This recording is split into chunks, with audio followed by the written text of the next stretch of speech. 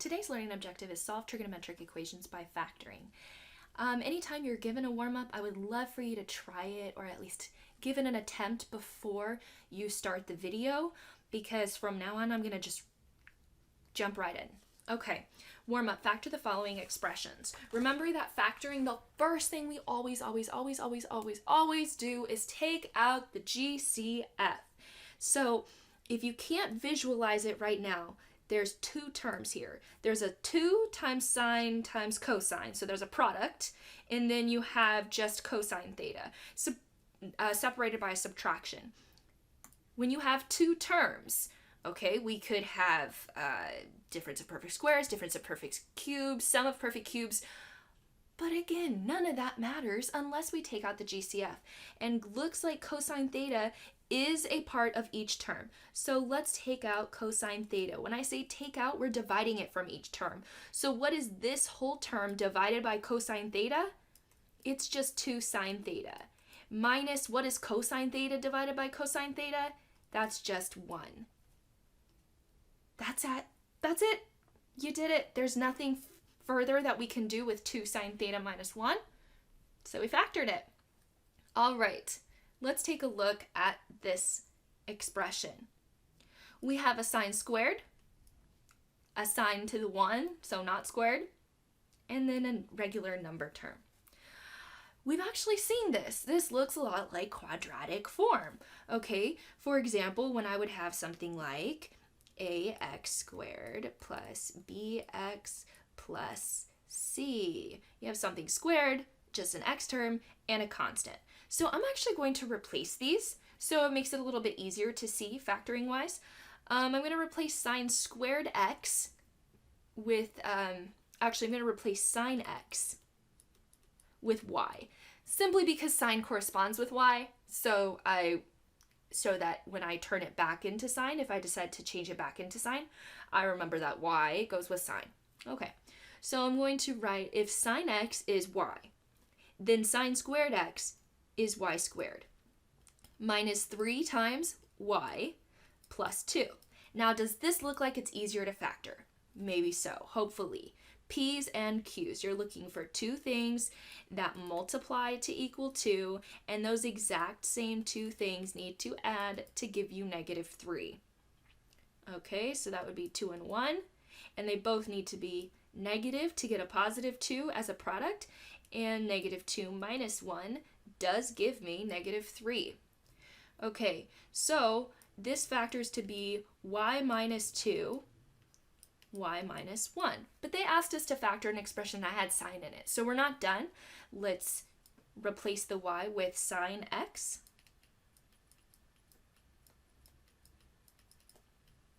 And you have factored a trigonometric trinomial. Okay, same as always. Just now we're throwing in weird looking symbols and stuff. Okay, you've got a cosine squared and a cosine. When you have these two, you cannot combine them. That means we need to change sine squared theta so that we can combine it with the cosines. Start off by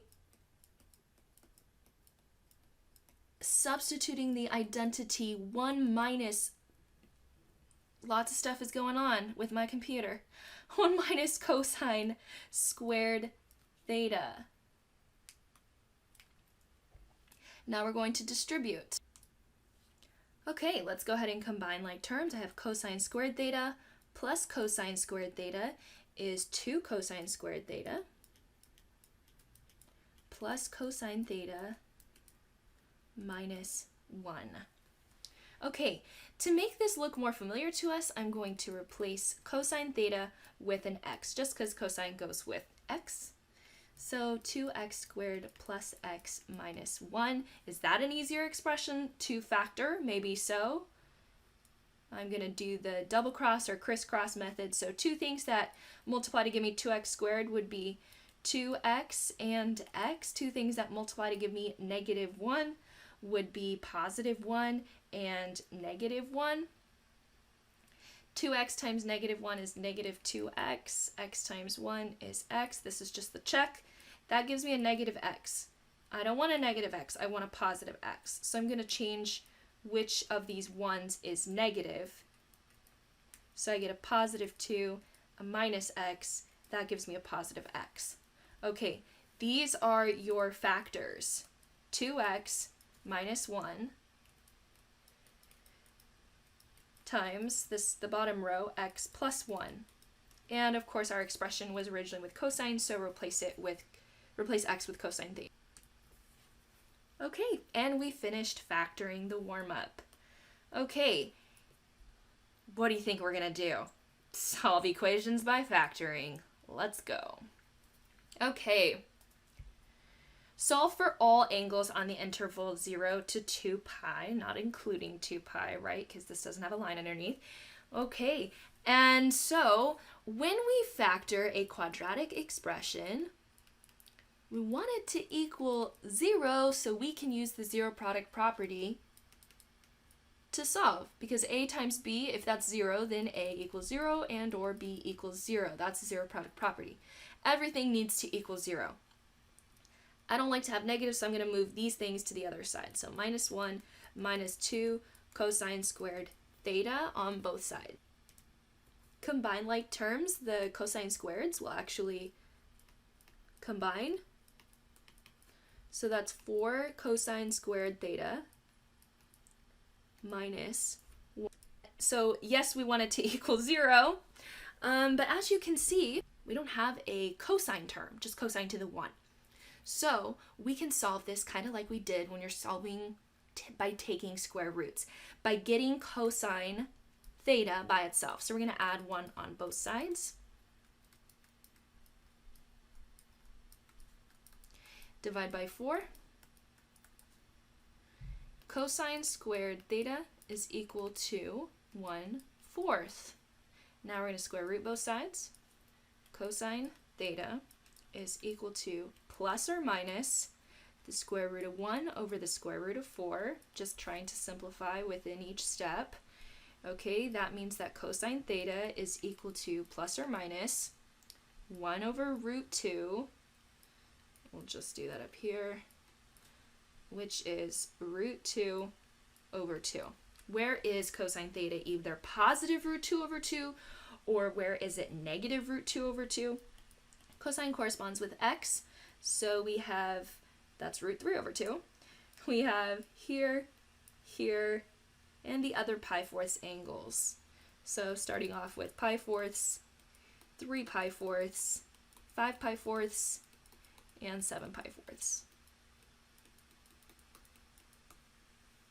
Okay, so this one was taking square roots. It was much easier to see that we only had a squared term once we got them on the same side. So trying to make it equal to 0 wasn't for nothing. Okay, let's do number 2. I have 2 terms right now. I have sine theta plus the product of sine theta and tan theta. That's great. You have 2 terms and you have a common factor. Take out the GCF. Always, always, always. So sine theta.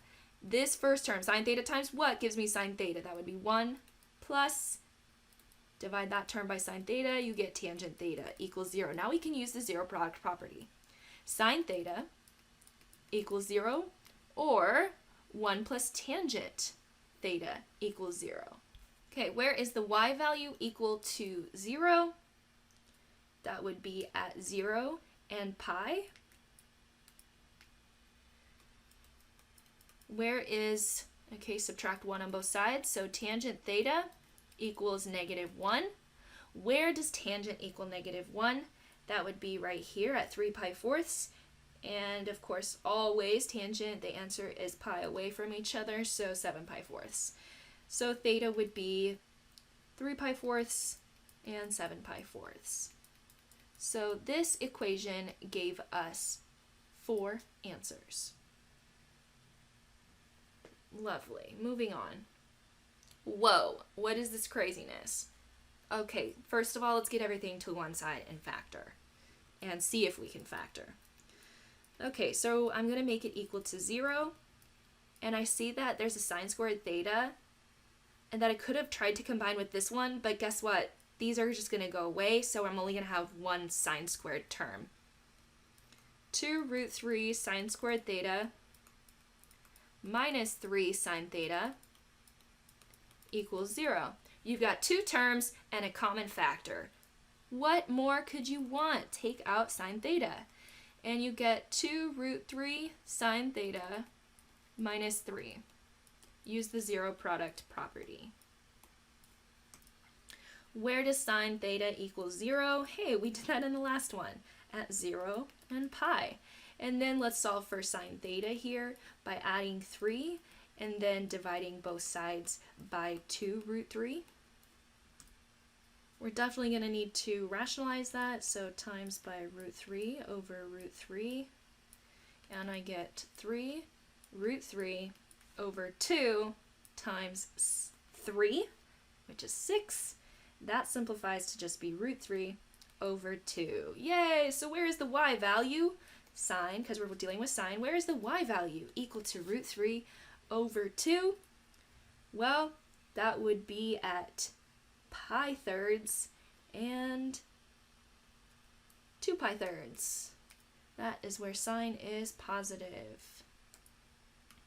So this equation also yields 4 answers. Here's our last one.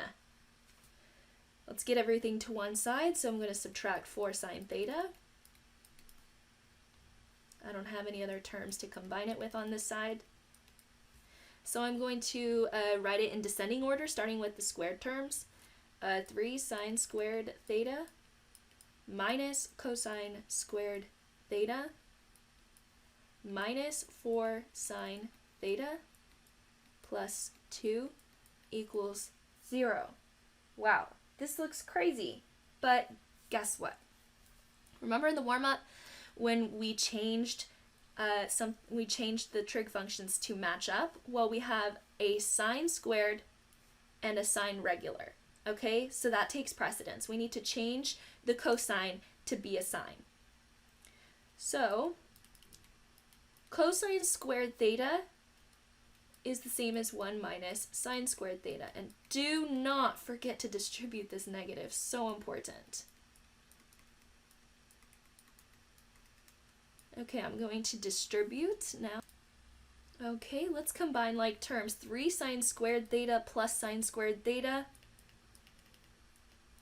minus 4 sine theta plus 2. Okay, this is actually in the more familiar quadratic form.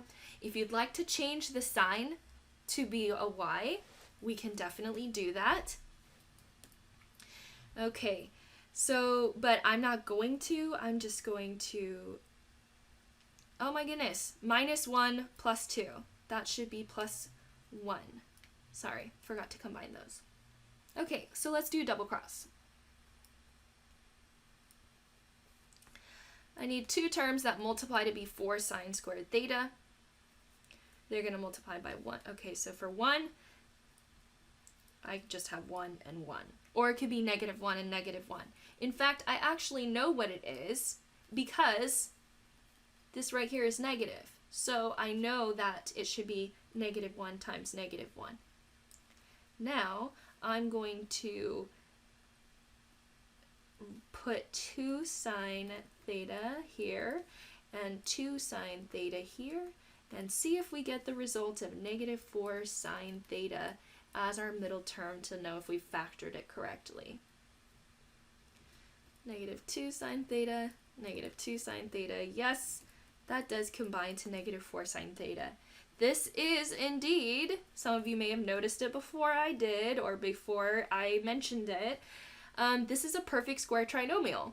So this is equal to 2 sine theta minus 1 times 2 sine theta minus 1, which is just 2 sine theta minus 1 quantity squared. So when we're doing the zero product property, we don't have to solve it twice. That's the same equation. So 2 sine theta minus 1 equals 0. Add 1 on both sides and divide by 2. Sine theta equals 1/2. Where does sine, the y value of the coordinate point, give you 1/2? That is at pi 6th and 5 pi 6th. All right, that's how to solve trigonometric equations by factoring, and also in our last example we used an identity to get all the same terms because we had more than 2 terms with just a common factor. All right, have a great day.